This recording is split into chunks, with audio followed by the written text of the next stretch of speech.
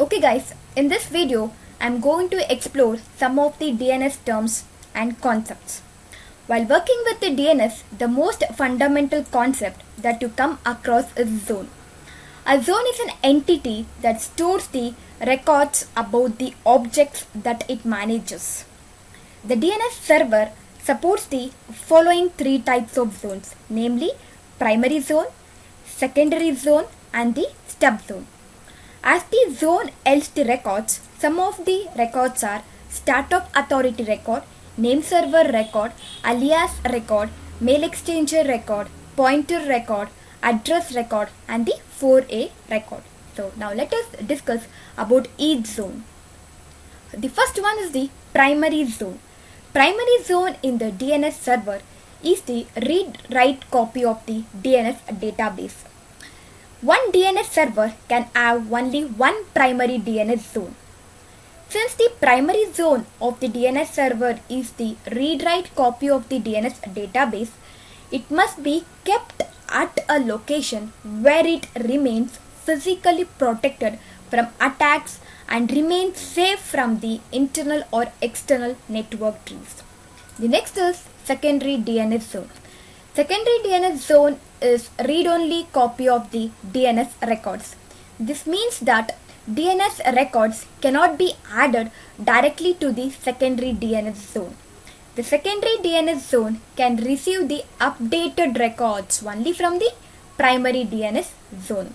Unlike primary DNS zone, where only one copy of the zone can exist in entire DNS server, whereas we can have up to 255 secondary DNS zones, where each secondary zone can receive DNS records update from the same primary DNS zone, and none of the secondary zone can register the DNS records on its own.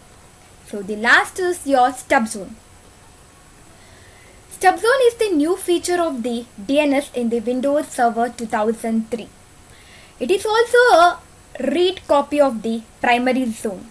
So the administrators cannot manually add, remove or modify the resource records in it.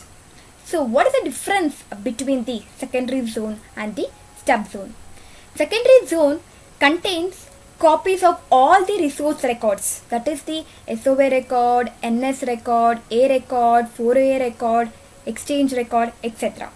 Whereas stub zone contains only three resource records, namely start of authority record, name server record and the A record. And some of the terms used in the DNS service are the forward lookup zone and the reverse lookup zone. What do you mean by forward lookup zone? Forward lookup zone will locate the IP address on the basis of the fully qualified domain name provided by the user, whereas the reverse lookup zone locates a host name on the computer network corresponding to a specific IP address by using the DNS service. Thank you guys.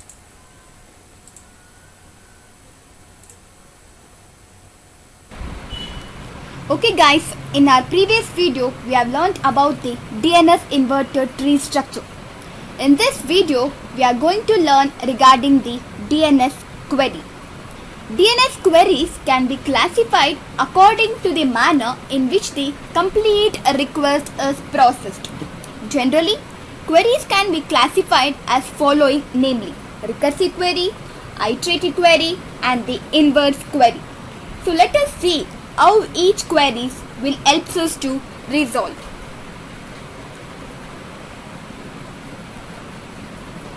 So what do you mean by recursive query? A recursive query is a kind of query in which the DNS server who received your query will do all the job of fetching the answer and giving it back to you. During this process, the local DNS server will contact the multiple other DNS server, that is the routine server, top level domain server and the secondary level domain server. Let us understand the entire process of the recursive query with an example. When a client requests for the www.countersort.com in the browser, the request is passed to the local DNS server. The local DNS server will look through its cache to find the IP address for the domain, but it does not have the entry in the cache.